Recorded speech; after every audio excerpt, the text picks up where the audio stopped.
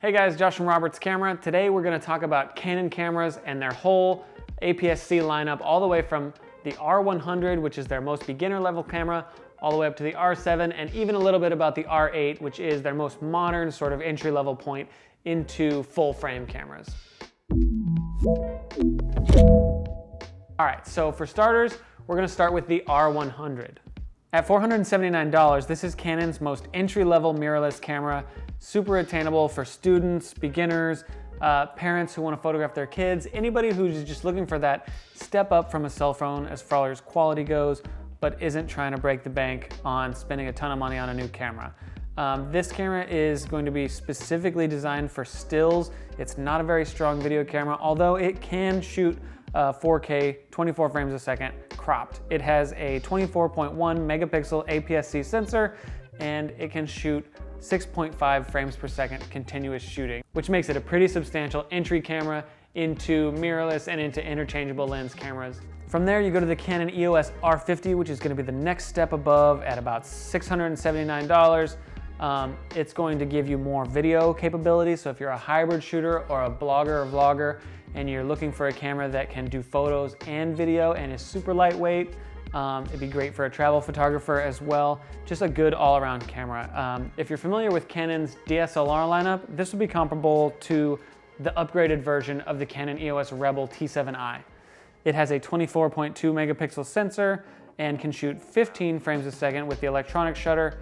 It is compatible for webcam and streaming, and it can shoot 4K uncropped at 30 frames a second, and that is oversampled from 6K. Up from the R50, you're getting into your kind of next level of these cameras is going to be the EOS R10. At just under $1,000, it's like an R50 on steroids.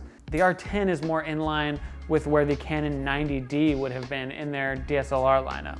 It has expanded video features, it has upgraded autofocus. It's going to be a great mid-range between someone who's an absolute beginner and someone who doesn't want to invest necessarily in one of the pro level cameras.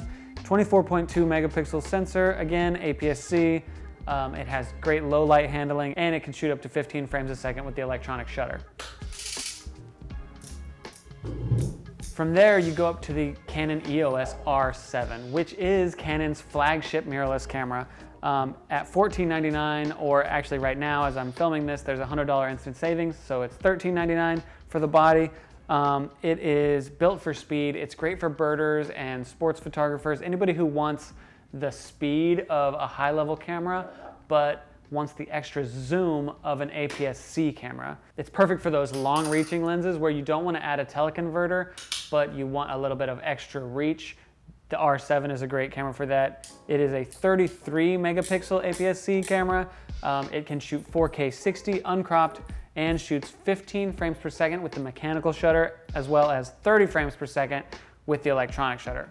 Another cool feature is that this is the only APS-C camera in their entire lineup that has in-body image stabilization. And last but not least, I do want to mention the Canon EOS R8. This is, aside from the Canon EOS RP, the R8 is Canon's most modern entry level into full frame cameras. And it's the same price as the R7 currently at $14.99. It has a full frame 24.2 megapixel sensor. It is basically a mini R6 II. If you are curious about the R6 II, you can watch a video on that right here. This is another very fast camera that'd be great for sports shooters or bird photographers or wildlife photographers.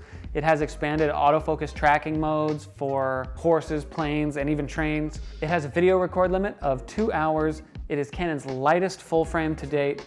The body only weighs less than a pound. This is a great camera if you're trying to get into full frame and you want something that can shoot great video and is built for speed for photography. I hope that cleared up any questions you might have about Canon's APS-C lineup. If you have any questions, go ahead and contact our staff or visit us at robertscamera.com. Thanks for watching.